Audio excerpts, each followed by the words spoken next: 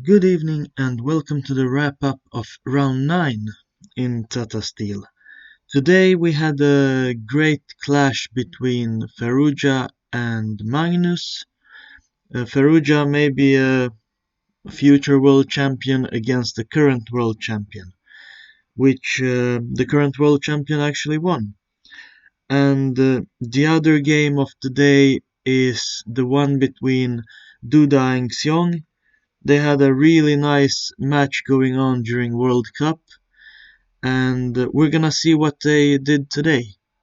Unfortunately for us from Sweden, Grandelius lost a very important game today in the Challengers. He had a really great second part out of three. Thirds in the tournament, grabbed 3.5 out of 4, but unfortunately he couldn't keep up and lost today to the Spanish El Niño Anton. So let's start with Duda against Xiong. Last time in World Cup they had a couple of games with Caro-Kann which were very interesting. This time Italian opening. And so far everything is pretty normal. White stopping b5 and knight a3. A little bit unusual idea, but still a good move, having the opportunity to go via c4 to e3 later, or c2 and e3. Maybe exchanging the bishop, because this bishop on a7 is very strong. So Xiong went back with his knight and over to g6, while Duda focused on exchanging the dangerous bishop on a7. And he would like to keep his bishop on the diagonal attacking f7, preventing f5 in the future. And so both, or the weakness on f5 is not as dangerous for black as f4 for white. So black might be able to jump in here and maybe even start attacking. Would be fun to see something like this. And for example playing on the queen's side and a move like g5.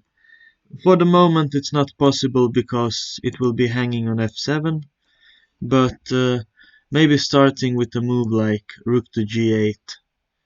It would be fun to see if it would work out, but unfortunately I think black don't have really time for that.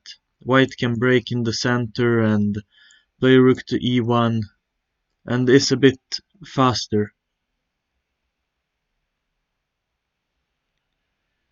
But after the exchange, castle for Jeffrey and a5, trying to push down these pieces, these pawns as much as possible. After maybe something like c6, d5, or even just moving the c pawn sometimes would create the weak square on b6 for a possible knight to jump to.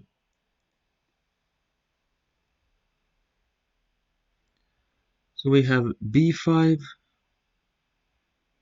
exchanging on b6, and creating a nice square on d5 for white.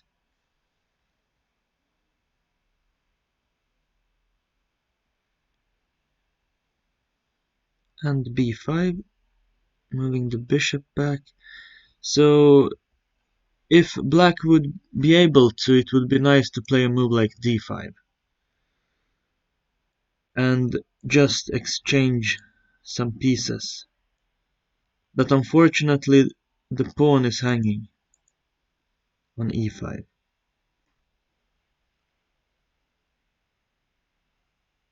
Even if he, for example, want to take here, it's possible to take on g6 in between. And white is alright, just a pawn up.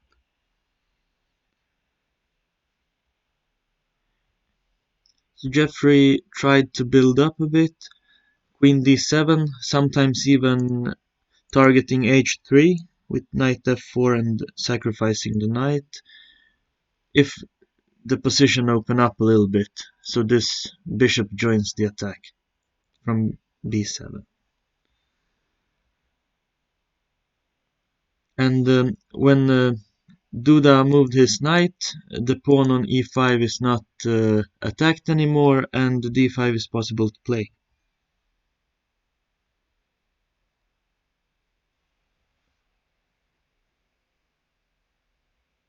Not sure if it's correct to push here, because he's opening up the diagonal again, and he should maybe try to take instead, just to create a very weak pawn on e4.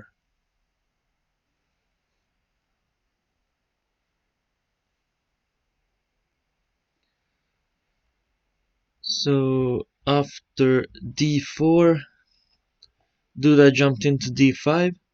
Might have been better to place the knight on f5 because it's not targeted by the bishop, and at the same time, if the Jeffrey takes the bishop later, it's just to take back with the g pawn and have a nice attack on the king side.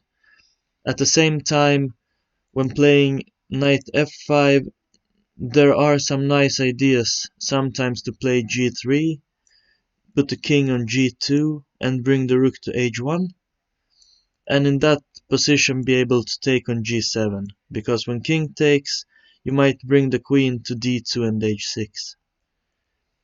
So there are some ideas with sacrificing on g7 sometimes, but there's a lot of preparation to be done for white.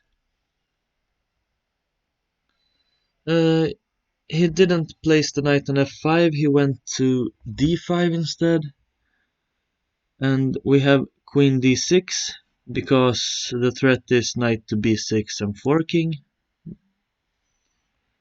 So Jeffrey went up, and Jan Christoph took on d4, and now the pawn on d3 is not any weakness anymore, and the pawn on d4 might be.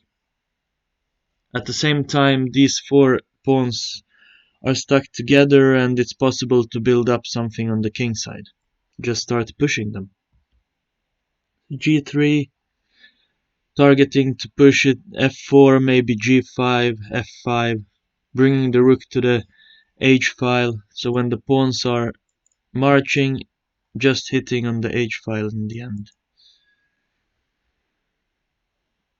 a5, maybe a bit too slow. Exchanging the knight, and the bishop on a2 is much better than the one on b7. This one is just looking at the pawn on e4, while this one is targeting f7 and at the same time stopping these pawns. So for white, it's pretty easy to build up something on the king side now. So rook to h1, preparing an attack on h7, a4, and queen to f3. This is also a move that might be a bit slow. Maybe better to push something like g5, threatening queen to h5 to try to checkmate. Maybe black can take it, but then we have rook to h5, and then the rook is jumping over to the other side. Let's say queen f6, taking this one, and we can see that this d4 pawn is starting to be weak. a4 is a target. Maybe need to move the bishop and then rook to b4, targeting the pawns. Maybe even placing the rook on c5, just to play something like bishop d5 in the end. It's even possible to play a move like rook to f5, so he got the whole fifth rank to play with. Okay, rook to f5 is not the best because it's just possible to take and the king is pinned. So probably start with rook to c5 and yeah, slowly build up something targeting a4 and d4. But Duda, he chose not pushing g5, he played queen f3. Maybe preparing something, he got some time. He's threatening queen to f5 for the moment to go for either the checkmate or the b pawn. And h6, but h6 is also preventing g5 and it's preventing the mate threat. Still, maybe an interesting idea pushing. The queen got to take, but this is pretty equal now after exchanging. Still the same ideas with, for example, bishop d5 and targeting the pawns here on a4 and d4, but the rook don't have so many squares, got to go here. So white, it feels like white got the small edge here, but not so clear.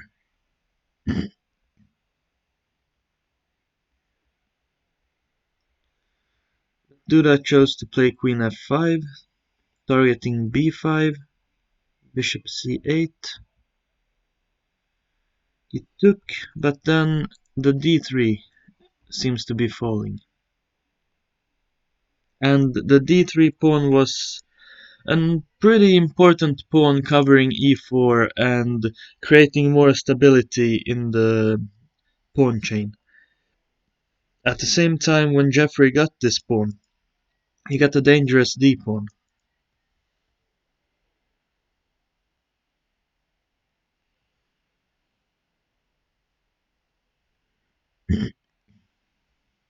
Exchanging the queens. So it feels like Jan Krzysztof went for a draw here, just to try, because he started being a little bit afraid of things. There are moves like rook to f6, targeting e4, and the position is a little bit like collapsing after he took on b5 and Jeffrey got to take on d3. He was probably calculating back here, a couple of moves back, when he took on b5, Jeffrey would take on g4, and then he might centralize the bishop and try to collect these two pawns. Maybe even go for this one immediately, somehow, bringing the queen down. But yeah, Jeffrey managed to grab d3 and then Duda got a little bit afraid, played g5, exchanged queens and went to collect d4.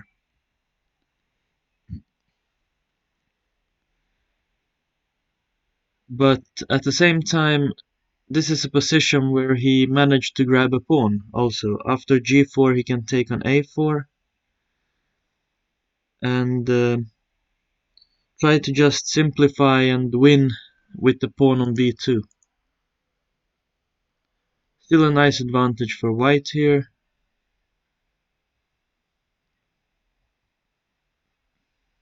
And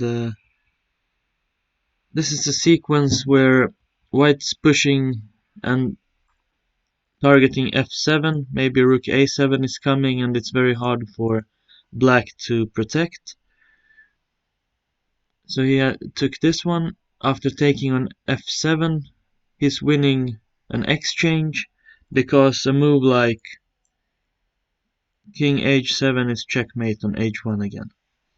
So he had to take and the check and then collecting an exchange. But at the same time, the king on g2 is weak and Jeffrey can use this to get the exchange back. For example, if he would play bishop f3, it's just possible to take here, and this endgame would be winning for white. So Jeffrey had to find another way to get the exchange back, he played the bishop to c4, threatening this one.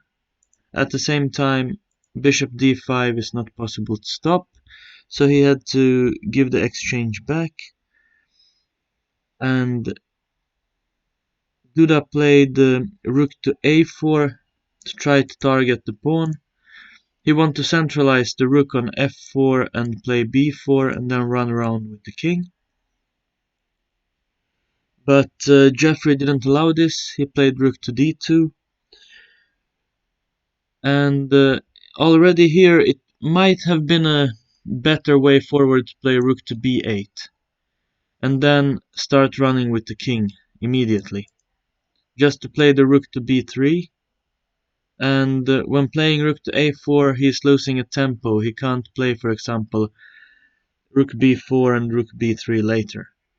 Because Jeffrey put his rook on b5. So he had to play a move like either rook a2 or b4.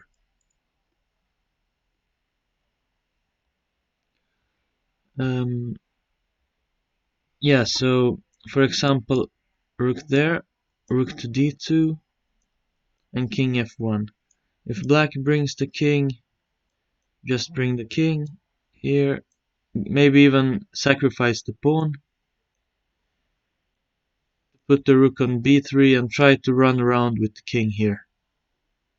At the same time, place the rook on c3 and, yeah, try to run with the pawn. That could have been one idea. Because it's not that easy for black, even if he get f2, it's not that easy to get g3. And white is many tempos ahead. But let's see how it continued. We had rook to a4, rook to d2 and rook to b4. And Jeffrey brought the king.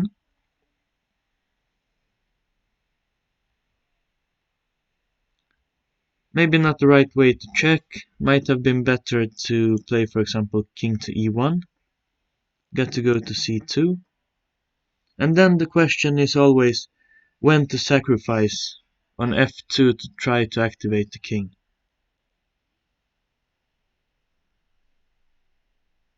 Maybe a move like rook to b3. Or even somehow trying to gain a tempo with rook to b7. If the king gets to go back, then going back to b3.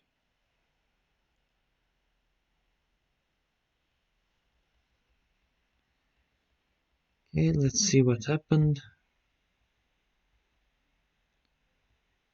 We have a check. And rook to b7.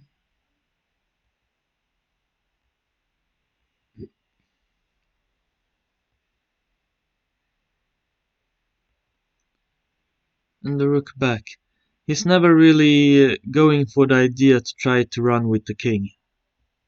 But it feels like that's the only way forward, otherwise black got a really nice block.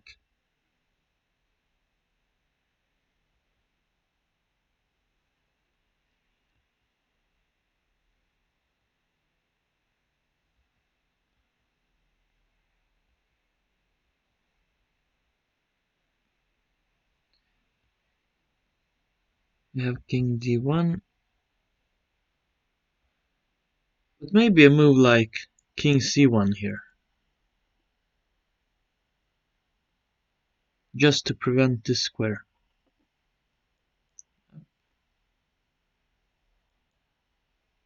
So if he goes and takes this one, then it seems like white is a bit faster. The pawn is queening.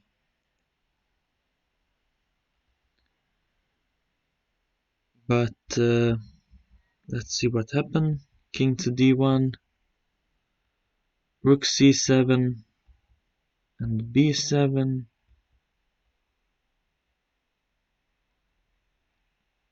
So the black rook is back on the b file and stopping the pawn, and it feels like Duda had to try to prevent this somehow with the king. And this will just end in a draw.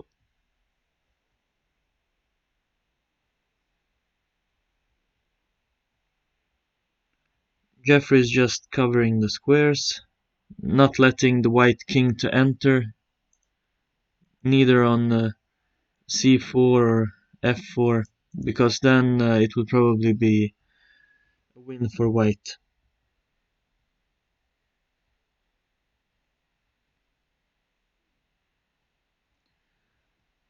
And there's a couple of more moves, and that's where they agreed on a draw. So it felt like there were some chances both ways, but most for Duda. He didn't really take the chances. Could have maybe placed the knight on f5 instead of d5 in the mid game, just to put some more pressure on the king side, maybe sometimes even have the opportunity to sacrifice on g7, try to play on the h file. Then it took the b pawn, which might have been a mistake, and allowed bishop a6 to take on d3. After taking on d3, there shouldn't be so many problems for Jeffrey, but he sacrificed the pawn and created some possibilities for Duda to maybe create a better setup and run around with the king via the a file, while placing the rook on the c file, covering g3 and try to run with the b pawn. But I'm not sure that was winning either, but it was scary for black. So a draw between those youngsters. So let's see what Farrugia did against Magnus.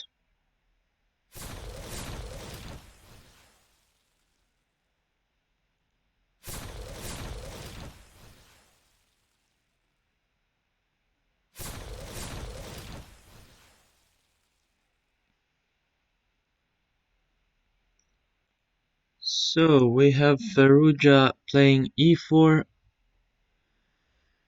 and Magnus with e5. And we have a Rui Lopez.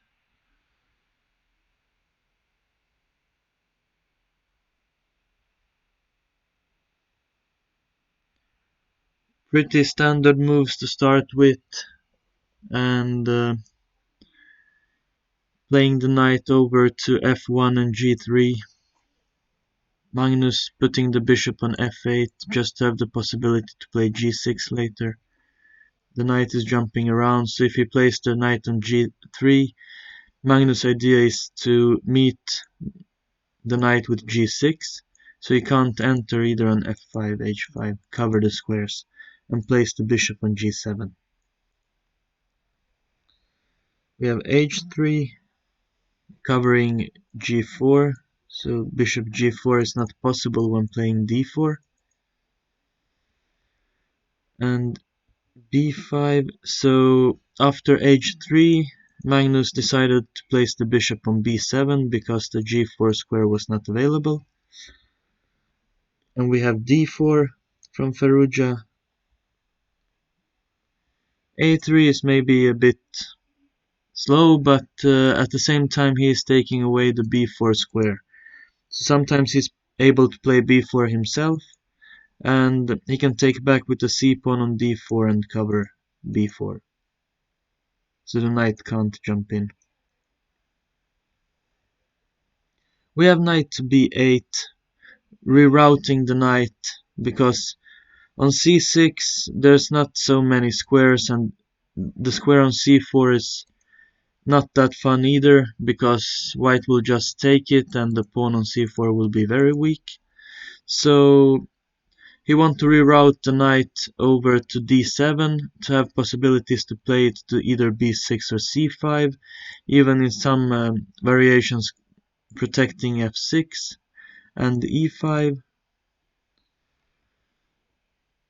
And d5 here. This must be a strategical mistake from Farrugia, because after d5 he allows a knight on c5, and it feels like he's doing, at least this is the second strategical mistake, I think, because a couple of rounds ago against Yu Yang Yi He played with the black pieces and left the c5 square for you to push a pawn. He just moved his knight from a key square covering c5, which was strategically, I think, not the best way forward. Sure, he saved the draw in that game, but yeah, it feels like against Magnus he's making a strategic mistake again, playing d5 here, allowing a square on c5. He could maybe play b4 instead and try to put the bishop on b2, push c4, trying to keep the tension in the center and yeah, push a little bit more. But now Magnus will use this weakness on c5 properly, and White is losing the dynamics in the middle. He wanted to have a tension so he can sometimes take on e5 and keep a move like d5 for the future, because when you play d5 you can't go back, and these strategical decisions need to be well prepared.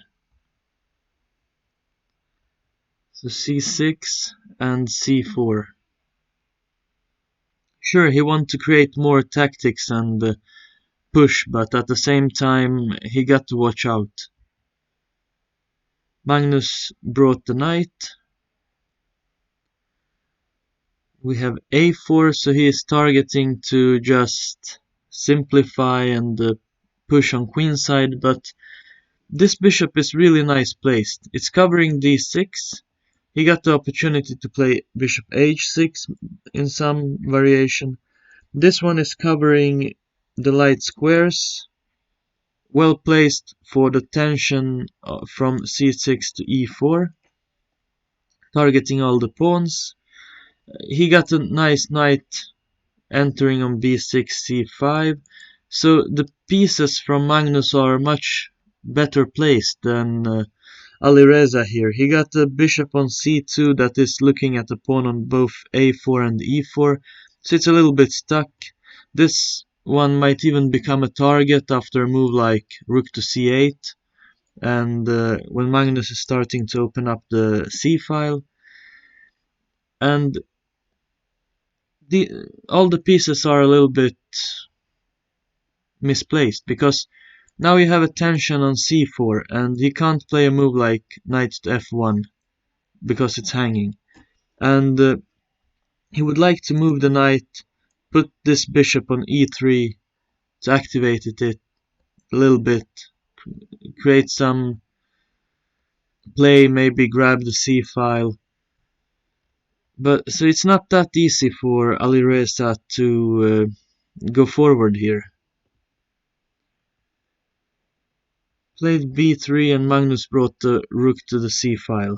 So all the black pieces are in the game. White is still trying to find out how he should set up and what to target.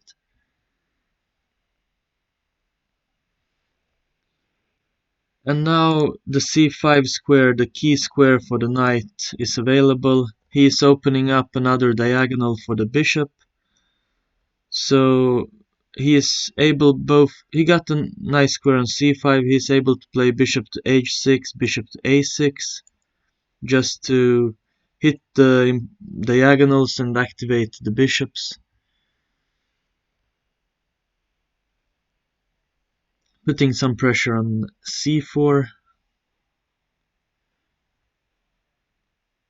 And in this position, to be honest, I'm not really sure how to play with the white pieces. They are stuck in the middle, maybe f4 in some position, but that's more like desperation. The black pieces are perfectly coordinated, and Magnus got a clear advantage here, which we will see him use the best possible way.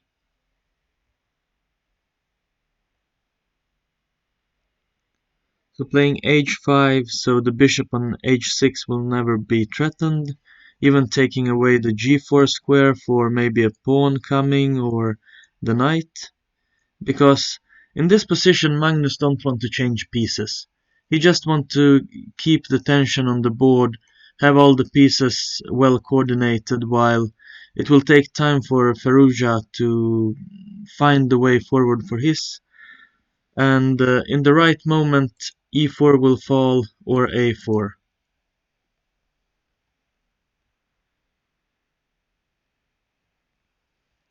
Exchanging a couple of rooks.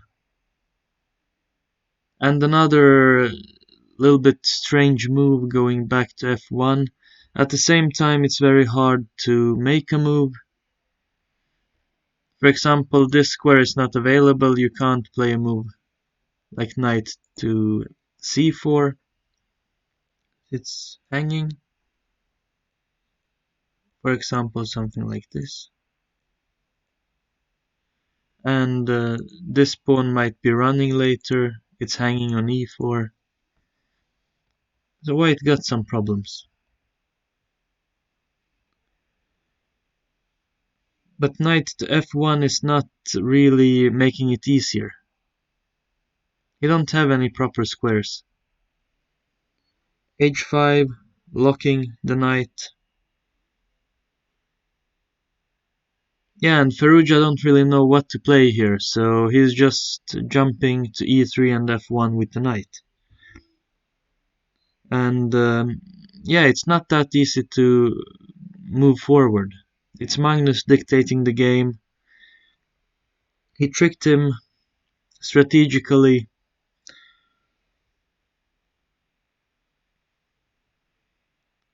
Ferrugia is creating more weaknesses.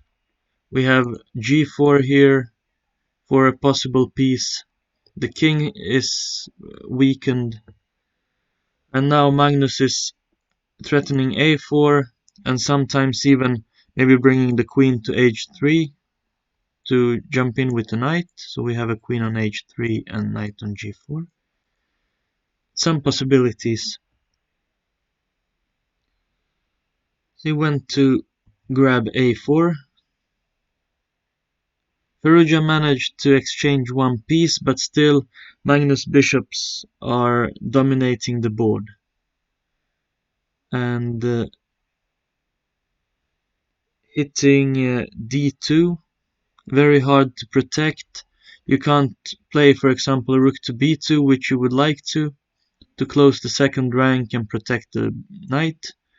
There are no proper squares, even if you move the knight. There's a check on c2, for example, to start with, and e4 is falling. So the white position is collapsing completely. Queen f2, Magnus could simply just take, and he's winning a piece. So this is where Alireza gave up. The best way forward is probably take the pawn on e5, but still, this is over. Magnus is simply winning, getting at least one pawn back. And, well, what to say? Ferrugia got the future ahead of him, and he will improve on the strategical decisions. In this game, it was playing d5 too early, releasing all the tension, and Magnus could use the square on c5. He could coordinate his pieces the better way, while Ferrugia got stuck and never really. It feels like it never really became a proper game after d5. It was just Magnus dominating and showing his killing instinct. So Magnus is also chasing Fabi now, who's had a really nice period in the tournament, and we'll see who's gonna win the tournament in the end, because Wesley's been playing a lot of draws. Alireza lost his first game now, and we have Magnus and Fabi joining in the top. Fabi is in the lead. So it's probably one of them that will win the tournament. But I thought the way Wesley played and with a lot of draws now, I thought Fabi would do that and prepare more for the candidates, but it seems like he wanna win here too. So let's move on to the challengers and see what the Swedish Grandelius did.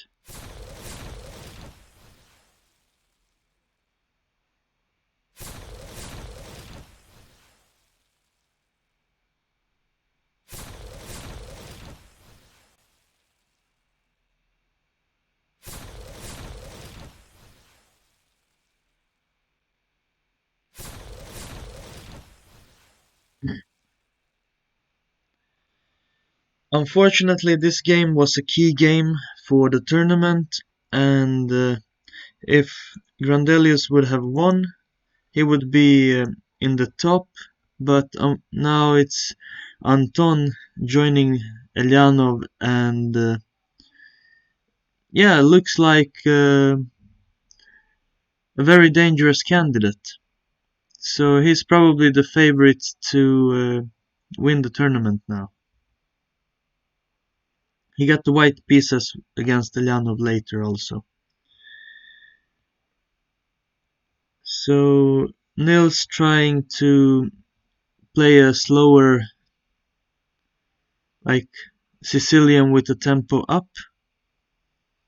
He maybe hoped for e6 or c6 just to build up a slight advantage in the opening, but now it feels like Anton is getting the initiative and not really having any weaknesses.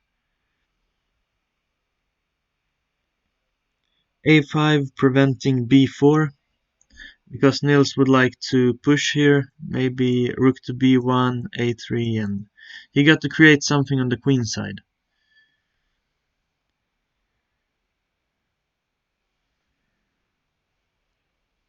Not sure about this move. Feels like bishop c3 will be losing tempo against a move like knight to d5.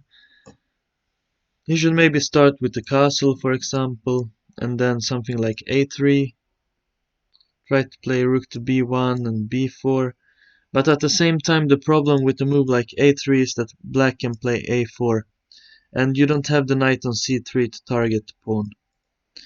So it's not easy.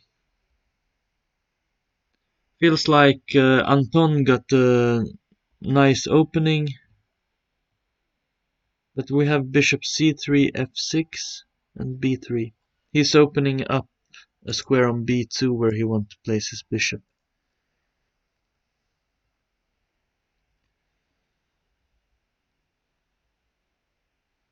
And e4. Another strange move here from Nils. e4 is closing the diagonal for the bishop. He's creating a weakness on d4. So at the same time, sure, he is taking away the possibility for black to play knight to d5. And he is taking away a square on f5. But it's still weakening up the position. The d3 pawn is a weakness that Anton can target. So we have b5, knight back, and Anton jumps into d5. b4 and queen to d7. This is maybe not the best either now. He should probably take here and play something like a3, try to prevent b4, but still that it feels like black got the initiative and he is in the driver's seat. We have queen d2 and rook to c8, trying to push c5 here. That was maybe also one possibility immediately after queen to d2, just to play c5. So taking on c5 would be met maybe by b4. Okay, now it's possible to take on d4. Maybe playing the rook here later, targeting the c-pawn.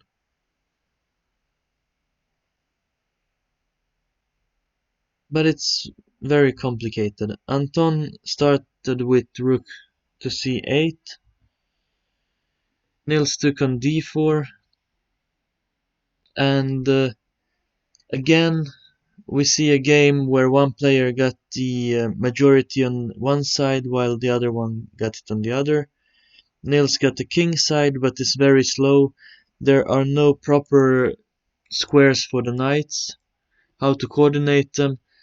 This bishop on e6 is dominating the board. And the majority on queen side, it's pretty easy to push for Anton here. He got the opportunity to play f5 also later, trying to open up for the dark square bishop if necessary. Also a move like bishop h6 is possible sometimes. So knight to c2, taking on d4. And this might be the key mistake for the game. Knight to b3, allowing c5, and Anton is protecting all the pawns. He will open up here with f5, and these two dominating bishops will be deciding the game. While he had the opportunity here, Nils, to grab a pawn on b4, and this was probably his last chance, because he was maybe afraid of a move like c5, going and thinking, oh, I'm losing a piece. But then b5 is hanging, he is targeting the queen, and at the same time having the opportunity to run away with the knight. For example, exchanging queens, we might have f5 on the board, and this would be completely fine. Even if Anton goes in, exchanging another piece, and it feels like white is even better here. But there was probably something else here. Anton got a lot of opportunities. He can just move the queen and go and grab a2. Maybe even play f5 later. Let's say something like this.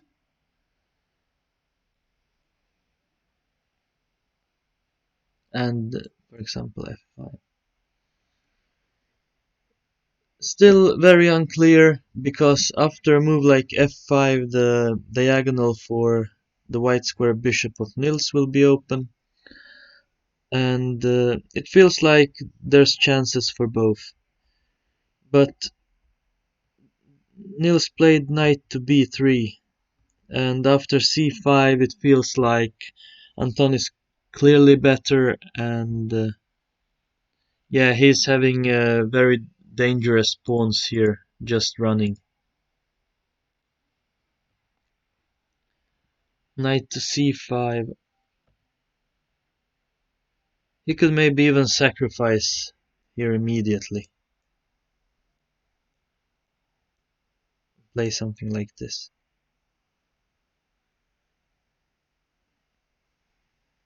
Okay, now the rook is hanging, so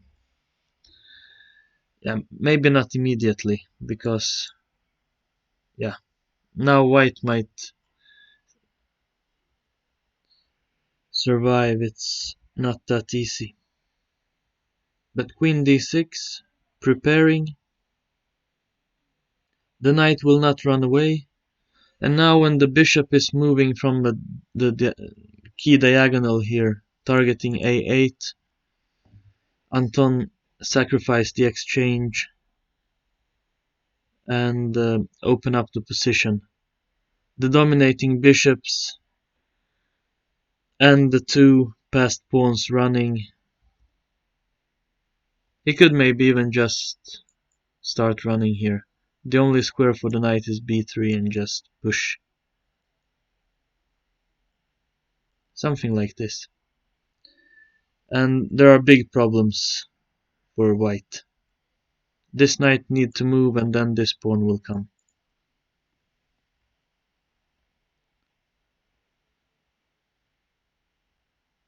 So after f5, rook b1, we have bishop c3. Still no good squares for the knight.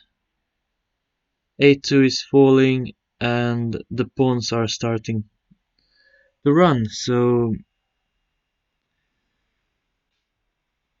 a nice game by El Nino. Unfortunately for our Nils, this might have been the decisive moment of the tournament where he's losing some space or track with the top of the tournament, and he will not be able to win and become the challenger probably after this game.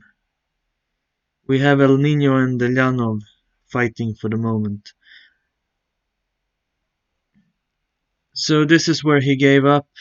There are no proper squares for the knight, and the bishop is coming either to e4 or c pawn is running. For example, knight d2 stopping bishop e4, c3, c2, and black is winning.